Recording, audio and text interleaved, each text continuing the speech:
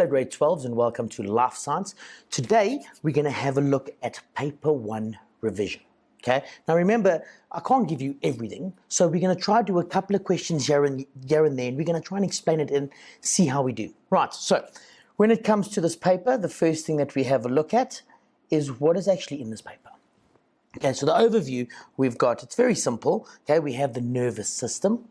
And in the nervous system, of course, we have a look. Let me just change this color. Have the ear and the eye.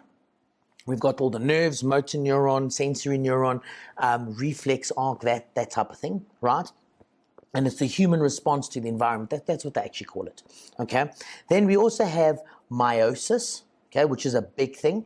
And then we've got here, the reproduction. So invertebrates and humans. That's what we're having a look at.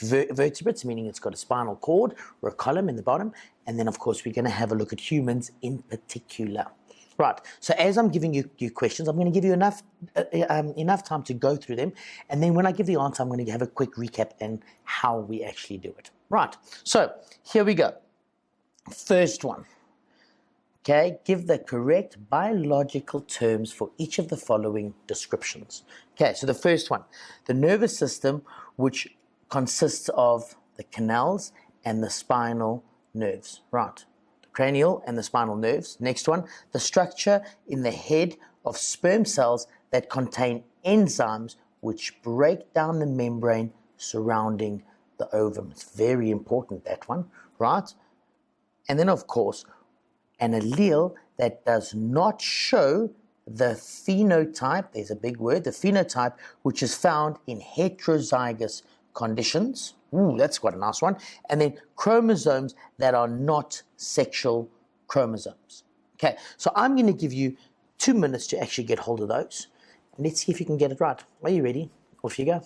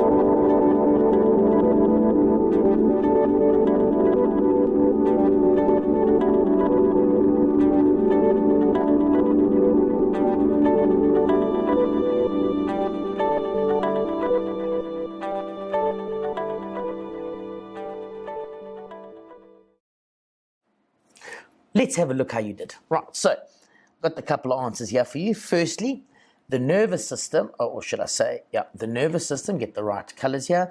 The nervous system, which consists of the cranial, now that was a big word, cranial, because we're looking at this thing up here, right? And the spinal nerves. Come on, what do you think it is? Okay, it's nice and simple, okay? It is the CNS, the central nervous system. So your CNS, which is your central nervous system. Okay, very important. Remember, the other nerves on the outside of that are called your peripheral nervous system. Right, so same central nervous system. It's got to do with the brain, okay, and the spinal cord. Can you remember when it came to evolution, what was that thing called where all the nerves came together to create a brain? It's called cephalization. That's quite a cool word. I love that word. That's why I keep asking it to you all the time. Right, next one. The structure in the head of sperm cells that contain enzymes which break down the membrane surrounding the ovum. That's quite a cool question. A lot of people don't get it, okay? Now, this is your acrosome. Now, you got to understand that an acrosome, what it does is in the head of the sperm, if you have a look at the sperm comes along and on the head of the sperm, it touches the ovum and it makes a little hole. Remember, the sperm does not enter the egg, only the nucleus does. So the rest of the sperm stays outside and the nucleus moves into the egg and fuses with the female's nucleus to create a diploid cell. Right, that's quite cool, isn't it? So you got to know all these things, especially the terms. And if you get the terms and you do the definitions, you'll always understand it. That's quite cool, huh? Now, let's have a look at the next one. Okay, it says here, the allele trait that is not shown in a phenotype which is found in heterozygous conditions. First of all, phenotype, remember, phenotype, physical features, things I can see. Okay, and then of course, hetero, remember, homo meaning the same, hetero meaning different, okay? And if they say to you, an allele that does not show up, okay, does not show up when you have heterozygous, it's very simple, okay? And that there is, that there is your recessive trait or your recessive gene on that special allele, okay? Recessive meaning the one that is being masked by the dominant gene. Okay, so in other words, if I have a red flower and a white flower and they get together and you only see red, it means it's masking the white. It's cool, huh? Okay, next one.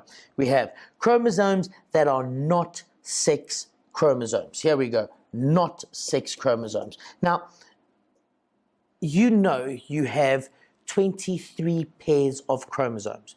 You have 22 pairs of the one, and you have one pair of sex chromosomes, okay? And those chromosomes that we're having a look at, right, is your somatic chromosomes or your somatic chromosomes. So it gives you every other trait except for your sex traits, okay? We're all happy with it. You get it? Okay. Now, if I have a look at those specific questions, you should have got very good marks of that.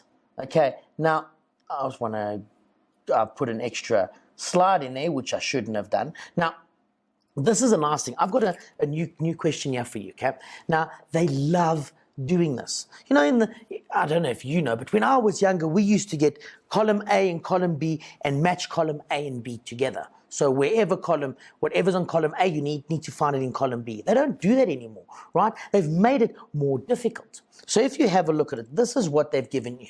They give you column A and column B, or column 1 and column 2. And then they say, it's very simple, indicate whether each of the statements in column 1 applies to A only, B only, both A and B, or none of the terms in column 2.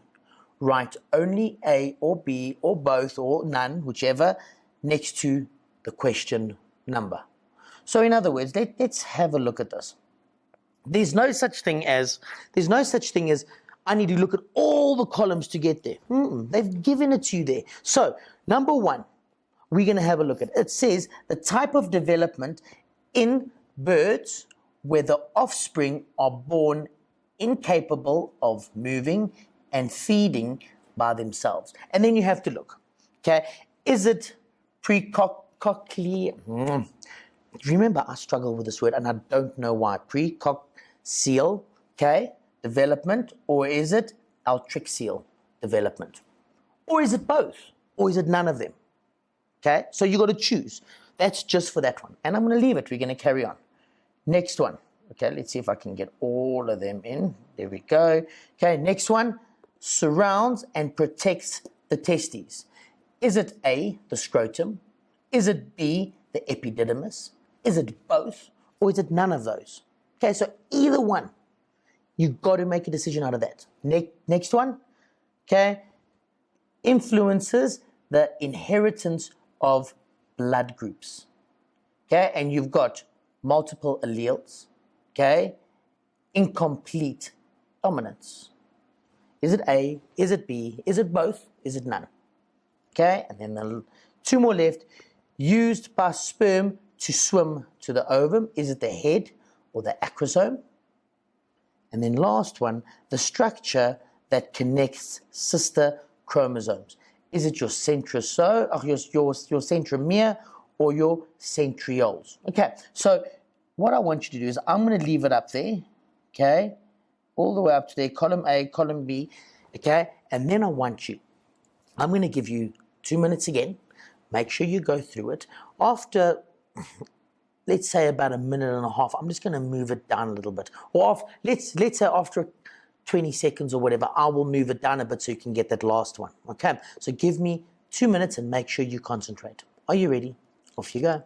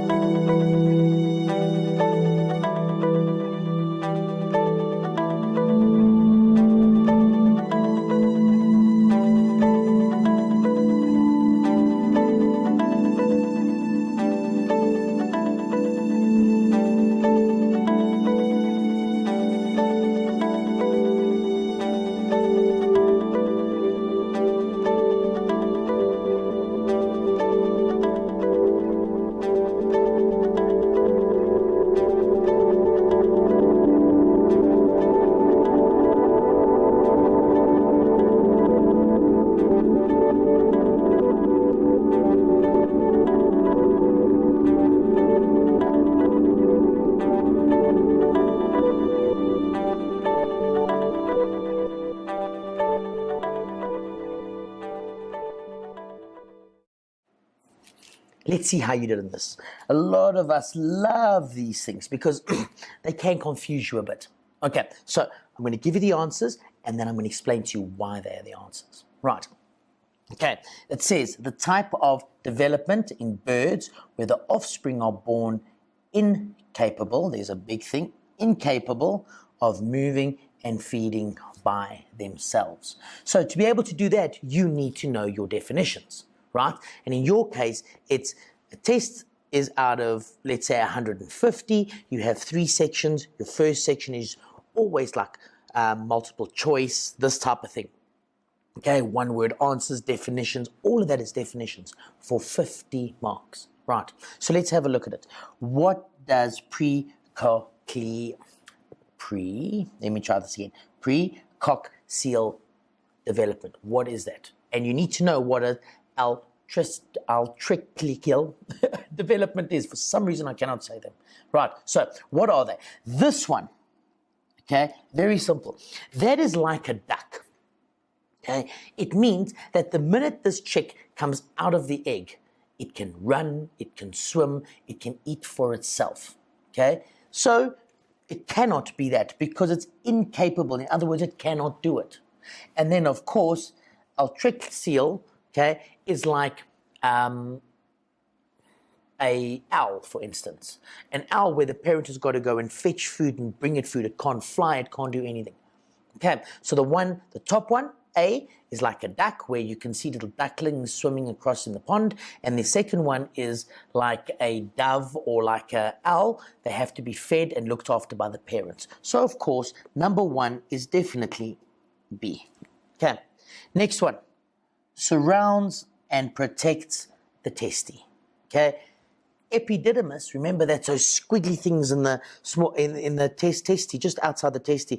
Lots of a little tube that goes a long time, where your sperm actually increases in size and develops, right? So it's definitely not the epididymis. Okay, it is the scrotum. Remember, that's the bag that goes around the testicles, right, which actually keeps them warm. So it brings them closer to the body to get them warm, or further apart to cool them down, right? So that is your A. Okay, your next one. Influences the inheritance of blood groups. Ooh, this is a good one. Now, let's have a look, because this can be a little bit tricky. Okay, I'm going to start with B first of all. Okay, when it says incomplete dominance, where one doesn't completely dominate the other. Okay, where incomplete, which means it doesn't dominate it completely. Okay, so that's where you get, for example, a red and a white, and out comes a pink. Okay, a red and a white, and out comes a pink. That's incomplete dominance. And if you have a look at it, blood groups, you get A, which is dominant over O. You have B, which is dominant over O. And then you have AB. And AB don't share it. They fight. That is codominant. And if I have a look, this is incomplete dominant. So it's not B. Not B. Then we have a look at A, okay? Multiple alleles. What is allele? Now, you and me, we are considered to have 2 alleles. We get an eye color from our mom, and we get eye color from our dad, okay? So we need 2 alleles to actually show the dominant trait or the recessive trait. Okay, so yes, you need both alleles to show you blood group. But in this case, it influences the inheritance. No. Okay, because remember, yes, you're going to get one from your mom and one from your dad. So yes, it will give you the different inheritance from the parents. Okay, so in one case it is, in another case you are always going to have multiple alleles. Okay, so yes, in this case, I would say multiple alleles. A is for 3. Okay, if we have a look at the next one, used by the sperm to swim to the ovum. Okay, that is a little tail that moves up and down. And now let's have a look. Head, no, that's where you're going to find your nucleus, which you've got to pass in your DNA. And then lastly, you have your chromosome, your acrosome. And what does that do? Can you remember?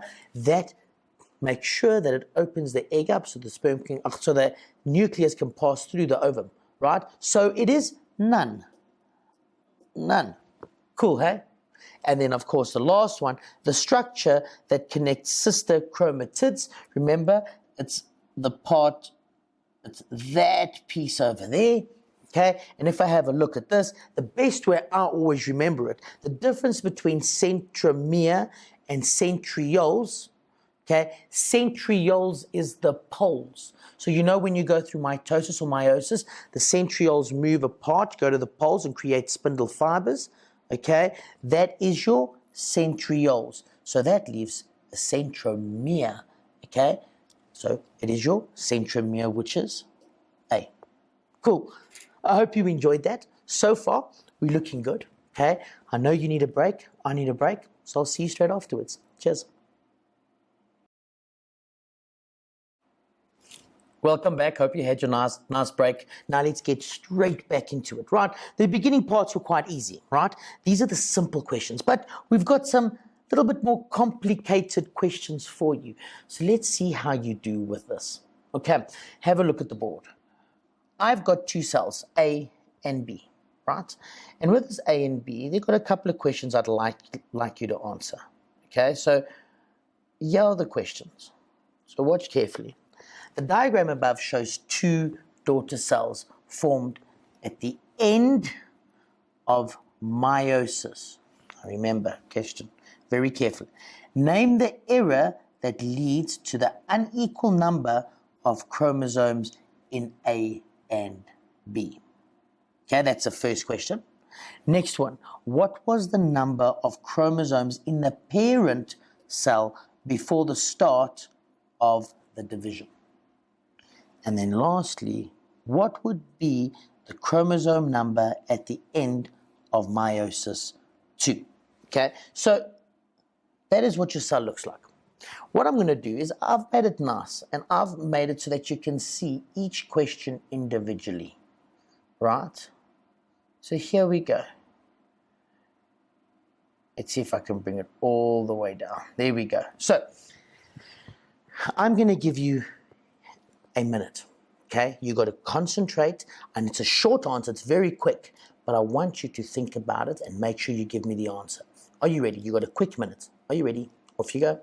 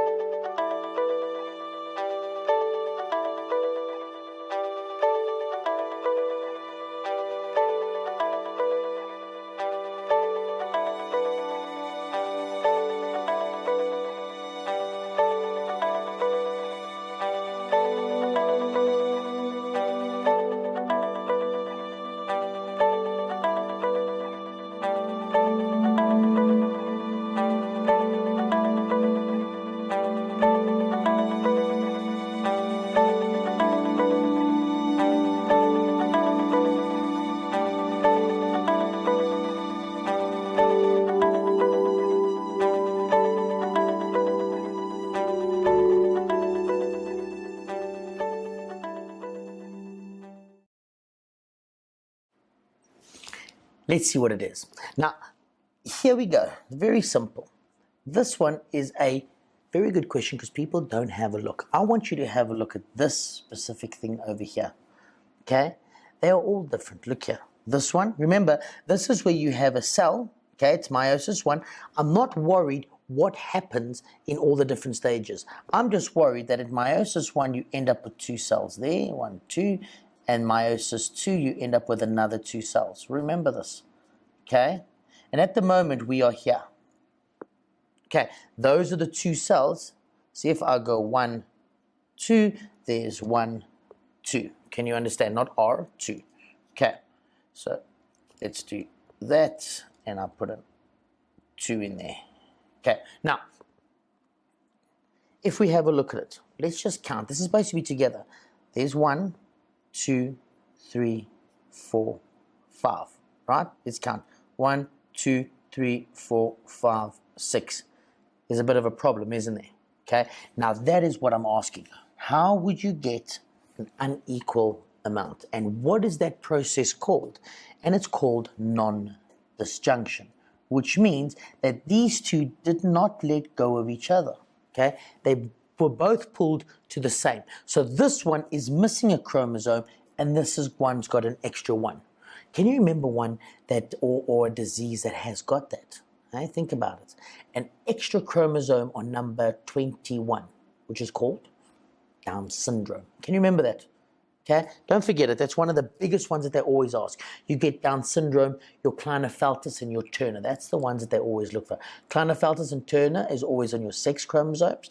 And then, of course, Down syndrome always on your 21st chromosome. Cool, hey? So that was the first question I asked. Next one. Here we go. Same picture. Okay, let's see what. I'm going to move it all the way down. Remember, it's A and B. There we go. What was the number of chromosomes in the parent cell before the start of cell division? Before the start of cell division. Remember, this is meiosis. You need to know the difference between meiosis and mitosis. Think about it carefully. A quick minute. Are you ready? Off you go.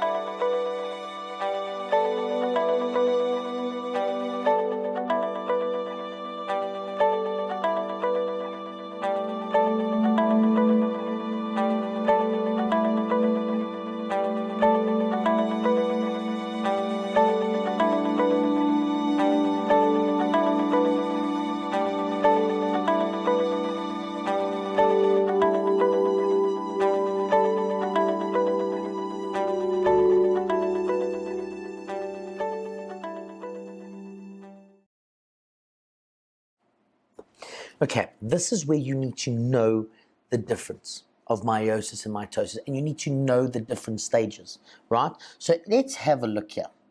The answer to this question is 6. Okay, oh, it's terrible. So let me put that 6 in there for you so you can see it nicely. There we go. It is 6.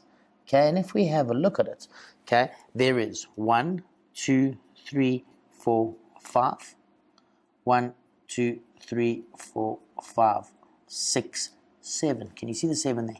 Okay, one of these. So let's say this one here, okay, that one there should be over here. Should be another one over there. And this one should be disappeared. Okay, and you can see that they're all together. Very important. That one goes wrong, we are in trouble. Okay, next question for you. I'm sure you guys got that right. You guys are very smart, so I'm not worried about that yet. Next one, here we go. Still A and B. I'm going to pull this all the way up. I'll bring it back down. What would be the chromosome number at the end of mitosis 2? Ooh, now they crashed you. Now, if you have a look, you can still see A and B. Let's see if you can get this right. 1 minute. Are you ready? Off you go.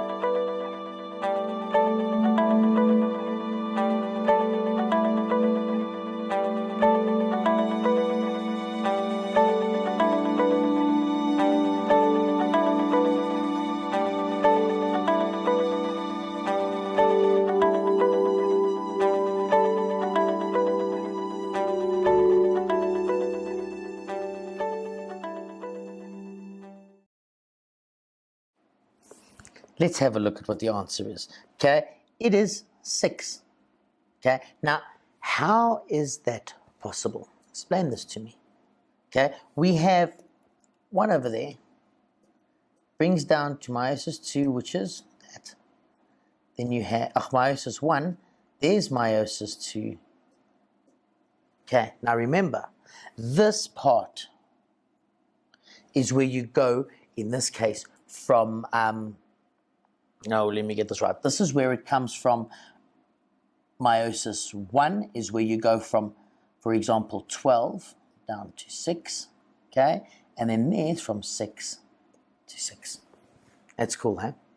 That's where you get half. From that, you get 6 from mom, 6 from dad, which will give you your 12 again, okay? Now, here we go. The diagram below shows the characteristics, shows the change that takes place in the eye when focusing on an object. Okay, so it shows you exactly. Let's have a good look at this. Okay, I want to see all the way up to 3. Okay, now if you have a look at it, I want you to have a look at that part there, because that's what we're looking at. Okay, now you've got A, you got B, you got C. I'm going to move it all the way down. Let's see how many questions I've got for you. I've got 5 questions. Okay, and then it says, provide labels for parts A, B, and D. Okay, then it says, write down the letter and the name of the part that provides the color for the eye. So it's the name and the number.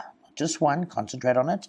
Provide the term that is used to describe the shape of part labeled E. Where's E? Let's have a look. Okay, find E, there it is. And then not lastly, there's 2 more left. Which diagram, A, 1 or 2, represents the eye of a person looking at an object that is closer than 6 meters? Oh, they always catch you with things like that. So in other words, you need to know if it's supposed to be fat or thin. And then, of course, is the refractive power of the lens smaller in diagram 1 or diagram 2? Okay, now I'm going to put you through to 1, 2, and 3. okay? Once you've done 1, 2, and 3, and let me just see, labeled 1 or 2. In actual fact, let me do that. Sure, I've got it there. And I'm going to give you a minute for each. Are you ready? Okay, so I'm going to give you a minute for each one of those questions. Okay, here we go. Are you ready? Off you go.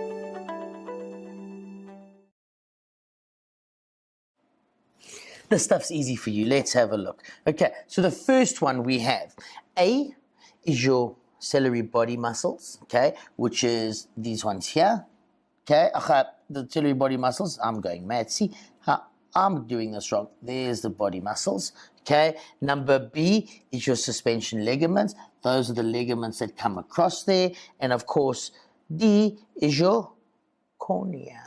Okay, and cornea is that part there, it covers and it keeps that liquid. Can you remember that liquid? That's very important there.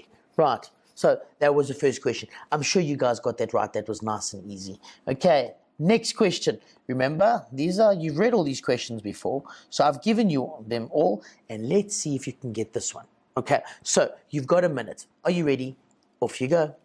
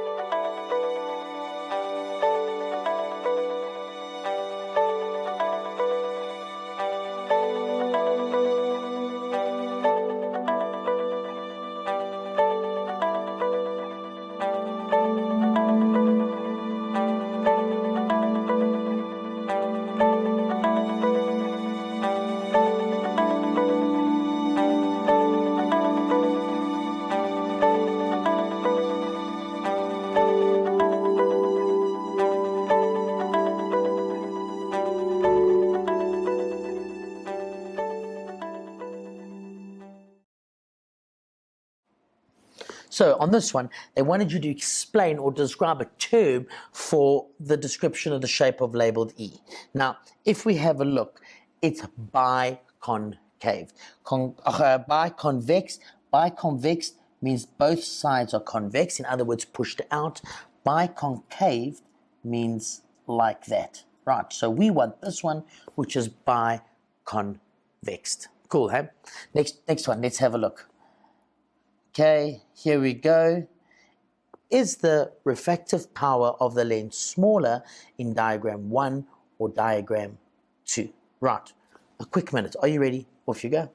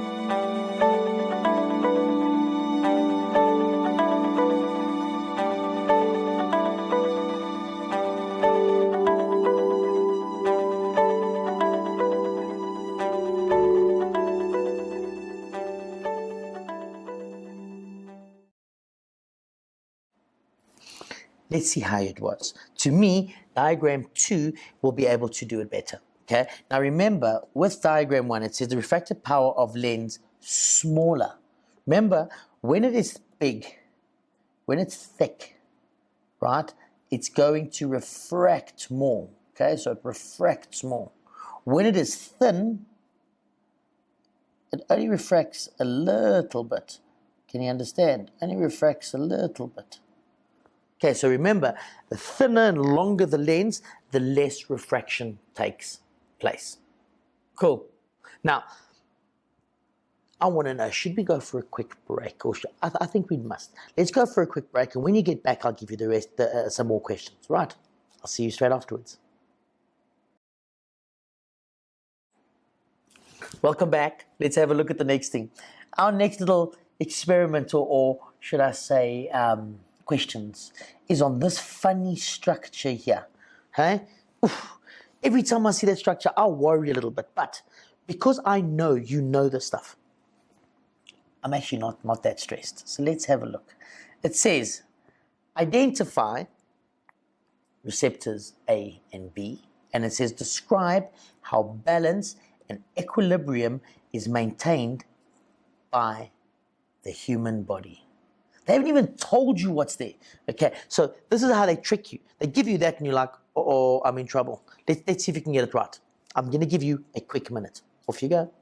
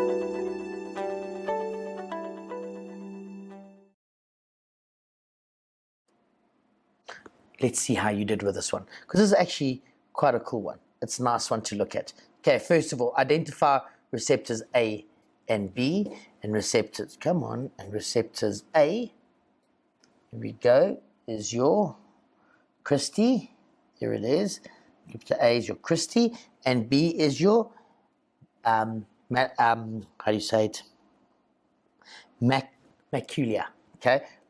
Which is the sensors. One tells you balance left and right and horizontal, and the other one tells you balance if you're spinning or whatever. Right, so in other words, one is lateral to say that you're moving left and right, and the other one is telling if you're off balance completely.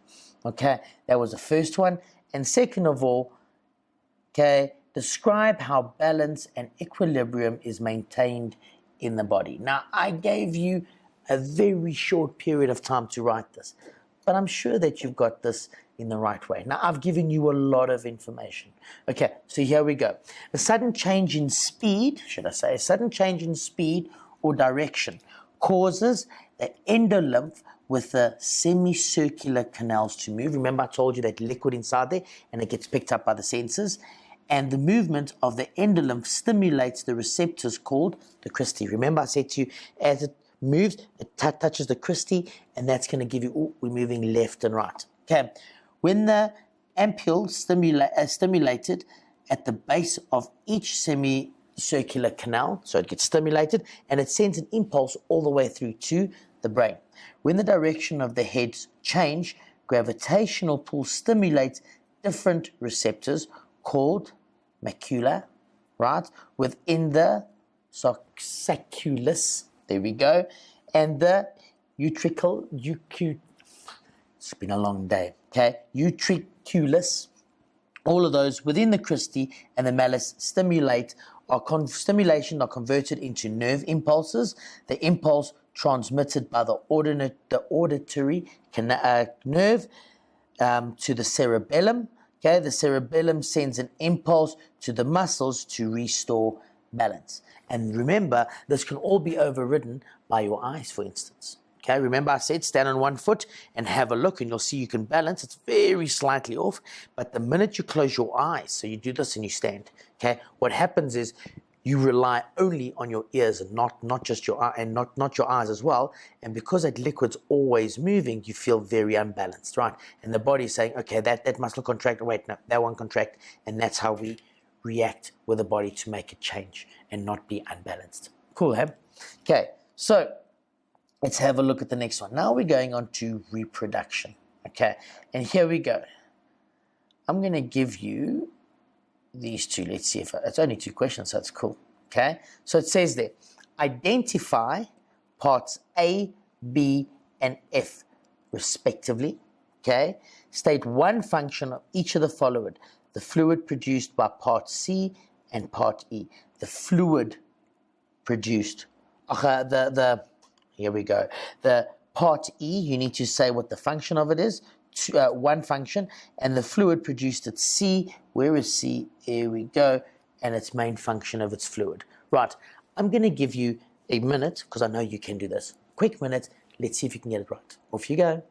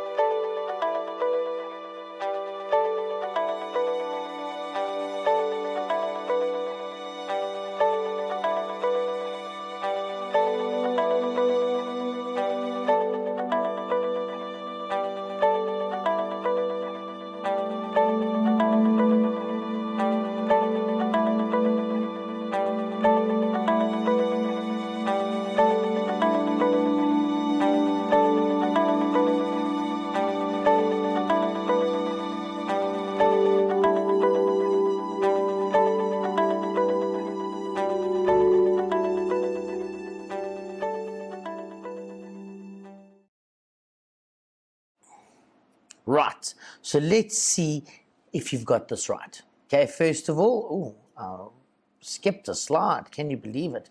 Okay, A, B, and F. Let's have a look. Let's move it up to there, and let's open it up so we can get all the answers. Okay, A, B, and F. Where's F? Oh, there we go. Okay, A is your urethra. Okay, B is your epididymis. Okay, can you remember? No, wait, hold on. B is your, it's not your epididymis. There's your epididymis.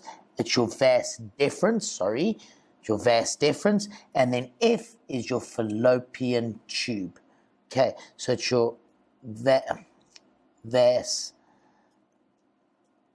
deferens. Okay, it's your vas deferens. And then, of course, and F is your fallopian tube. Okay, state one function of each of the following. Okay, and remember I said to you, first one is C. So C is this little structure over there. Okay, let's get it open.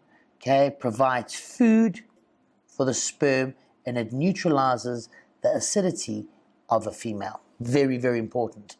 Okay, the sperm do need food, and if they don't get food, they're not going to survive. And if it's too acidic, the female, with a female, it's not going to survive either. Right.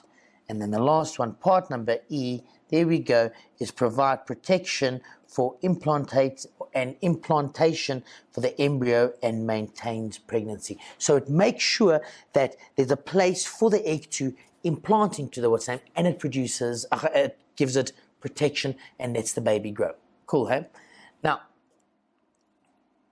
another one. Let's go. I've got some stunning questions here for you. So hopefully you've got it all. Here we go. Give the letter only of the organ where meiosis takes place in the male reproductive system and in the female reproductive system. I'm not even going to give you, while I change the slide, you need to know the answer. I'm not even worried. I'm not even going to give you a minute. This is so easy and so quick. Here we go. So I've changed the slide. And as I've changed the slide, there it is. All they want is the letter of where the female and the male produces, or where meiosis takes place. Okay, when it comes to, let's see which one we get first. The male, okay, it'll be D, because D is the testes, and that's where you make the sperm. And then, of course, for the female, okay, the female, it will be G, because that's where you make the ovum or the egg. Cool, huh? Next one. Name the type of gametogenesis that takes place in the male and the female. Okay, now these are quite big words, and it's words you need to know. Okay, same thing. I'm going to just change a slide. Make sure that you can give it to me. Let's see if you know it. As I'm changing the slide, so I'll keep talking to you. You have got to have written them down already. And of course, the making of the gametes, as we know it. Okay, well, we didn't put it in, or did we? The making of the gametes. Oh, it's not there. Let me put it, go back, and there we go. It is oogenesis, and it's in the male, it's spermatogenesis. Okay, spermatogenesis and oogenesis. Those are the two. Okay, now the next one, which I've got for you, state two functions of part H. Part H, okay? Two functions of it. Okay, now part H is very, very important, okay? Oh wait, sorry, part H, explain why it is necessary for part D to be outside the body. There's two quick things for you. Now H is very important. H, if I open it up, it's there especially, okay? It's there especially to serve as a birth canal, right? So the baby can come out during childbirth, okay? It allows the passage of blood, so in other words, through, you know when they say they're menstruating, okay, and they're getting rid of the blood, okay, that's what it is. And it's a facilitator for sexual intercourse, okay, and it receives the semen, and it also secretes acid, which prevents infection. And then number D, why is it outside of the body? Because it has to be at a certain temperature, okay? Here we go.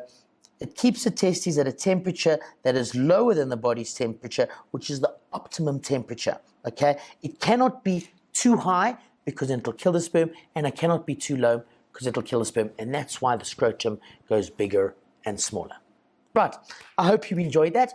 I enjoyed telling you guys and giving you guys some questions. Hope you've learned a lot, and we will see each other soon. Cheers.